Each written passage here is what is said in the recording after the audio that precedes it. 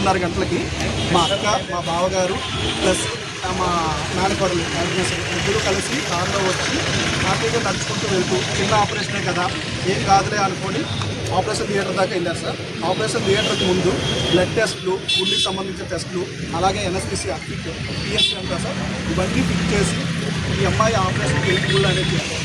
ఆ రోజు అప్పుడు ఆపరేషన్ థియేటర్ బయట మా అక్కగారు, మా బావగారు ఉన్నారు. ఇద్దరితో కూడా పాప మాట్లాడి హ్యాపీగా వెళ్ళింది సార్. కానీ ఇక్కడ జరిగిన మిస్టేక్ ఎక్కడ అనేది అర్థం కావట్లేదు. ఆపరేషన్ థియేటర్లోకి వెళ్ళిన తర్వాత ఎలక్ట్రిసిటీ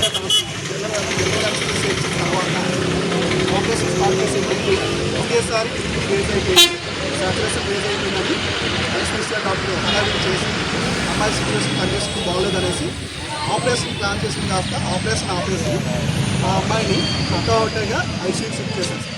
ఐసీయూకి షిఫ్ట్ చేసిన తర్వాత అట్లీస్ట్ పేరెంట్స్ కూడా ఒక సెకండ్లో జస్ట్ ఆ పేరెంట్స్ని పిలిపించి ఒక సెకండ్ పిలిపించి వెంటనే ఐసీయూలో షిఫ్ట్ చేస్తారు.